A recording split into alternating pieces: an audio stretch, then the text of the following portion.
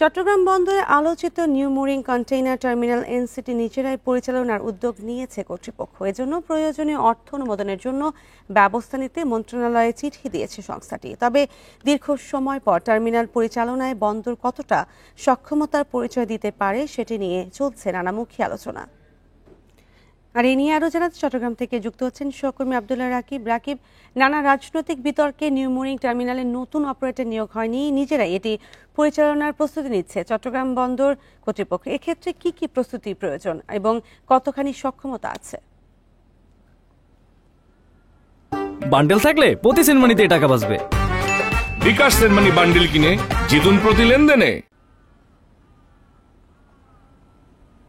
দীর্ঘ সময় আসলে যে কারণে বিদেশি অপারেটর বা অন্যান্য অপারেটর নিয়োগ হয়নি, কিন্তু 2007 সাল থেকে একটি অপারেটর চট্টগ্রাম বন্দরের এই সবচেয়ে বড় যে কন্টেইনার টার্মিনাল অর্থাৎ নিউ মুরিং কন্টেইনার টার্মিনাল, যেখানে একসাথে 5টি জেটি রয়েছে এবং সেই 5টি জেটি থেকে কন্টেইনার ওঠানামা, সরাসরি জাহাজ থেকে যে কন্টেইনার ওঠানামা, সে বিশেষায়িত আধুনিক ক্রেনও এই টার্মিনালটিতে সংযুক্ত। বন্দরের যে সক্ষমতা, আমরা যদি বলি, বন্দর আসলে এই টার্মিনালটি চালুর পর থেকে বন্দর আসলে এটি পরিচালনা করেনি এবং শুরু থেকে এটি বেসরকারি দেশীয় একটি প্রতিষ্ঠান পরিচালনা করে আসছেন এবং যেটির মেয়াদ, চুক্তির মেয়াদ 6 জুলাই শেষ হতে যাচ্ছে।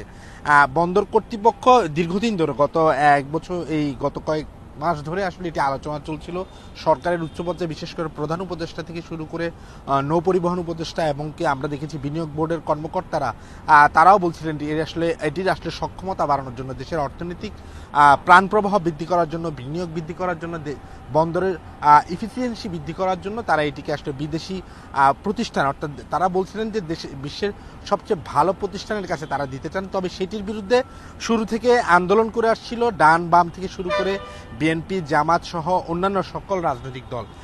তারা বলছিলেন এটি আসলে দেশের স্বার্থ রক্ষা করে, দেশের যে নিয়ম আছে সেটি রক্ষা করে, যাতে দেশীয় কোন প্রতিষ্ঠান বা সরকার বা বন্দর কর্তৃপক্ষ পরিচালনা করে। তবে শুরু থেকে যে কথাটি বলে আসছিলেন বন্দর ব্যবহারকারীরা, বন্দরে আসলে নিজস্ব লক্ষ্যবল নেই এই টার্মিনালটি পরিচালনার জন্য, অর্থাৎ 7 তারিখ থেকে যে বন্দর 6 মাসের জন্য পরীক্ষামূলকভাবে এটি পরিচালনা করবে, সেজন্য এখনকার যে কর্মকর্তা কর্মচারী আছে তাদের মাধ্যমে হয়তো সেটি পরিচালনা করার চেষ্টা করছে। তবে যারা বন্দর নিয়ে দীর্ঘদিন ধরে কাজ করেন, যারা বন্দর নিয়ে যাদের অভিজ্ঞতা রয়েছে, তারা বলছেন বন্দরের একার পক্ষে আসলে এটি যে বিশাল কর্মযোগ্য, অর্থাৎ চট্টগ্রামের বন্দরের মধ্যে সবচেয়ে ব্যস্ততম একটি টার্মিনাল বলা চলে এটি, এবং সবচেয়ে বড়। আমরা যদি গত অর্থ বছরের কথাই বলি, গত অর্থ বছরে এই টার্মিনাল থেকে যেটি বন্দরের লক্ষ্যমাত্রা ছিল 10 লাখ একক কন্টেইনার উঠানামা, সেটি থেকে শুধু এই কন্টেইনার টার্মিনাল থেকেই উঠানামা হয়েছিল 12 লাখের কাছাকাছি কন্টেইনার।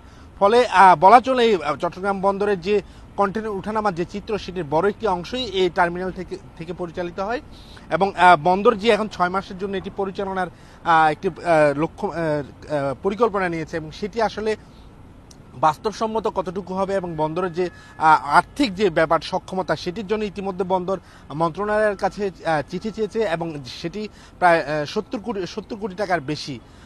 সেটি আসলে সম্ভব কিনা বন্দরের, তবে বন্দরের যে এখানকার যে যান্ত্রিক বিষয়গুলো রয়েছে, বিশেষ করে ক্রেন থেকে শুরু করে অন্যান্য যে যন্ত্রপাতি, সেটি ঠিক থেকে বলা চলে যে বন্দরের নিজস্ব অর্থায়নে এগুলো কেনা হয়েছিল সে সময় এবং সেগুলো এখন পর্যন্ত সচল আছে।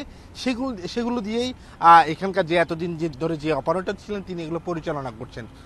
ফলে যে আলোচনাটি এখন আসছে যে 6 মাস পরে আসলে সেটি আসলে কারা পরিচালনা করবে, বন্দরের সাথে যারা সংশ্লিষ্ট তারা বলছেন হয়তো বা এই 6 মাসের মধ্যে একটি উন্মুক্ত নিলাম প্রক্রিয়ায় সরকার হয়তো এটিকে অন্য একটি প্রতিষ্ঠান, অর্থাৎ বিদেশি যে প্রতিষ্ঠানগুলোর কথা বলা হচ্ছে বিশ্ব সেরা, সেই প্রতিষ্ঠানগুলোর কাছে হয়তো বা সেটি তুলে দিতে পারে। তবে সেক্ষেত্রে আসলে রাজনৈতিক যে চাপ রয়েছে সেটি আসলে সরকার কতটা উতরে যেতে পারে সেটি এখন সামনের দিনের প্রশ্ন। নিউ মুরিং টার্মিনাল পরিচালনার প্রস্তুতি দিচ্ছে চট্টগ্রাম বন্দর কর্তৃপক্ষ এবং সেই বিষয়ে জানাচ্ছিলেন সহকর্মী আব্দুল্লাহ রাকিব।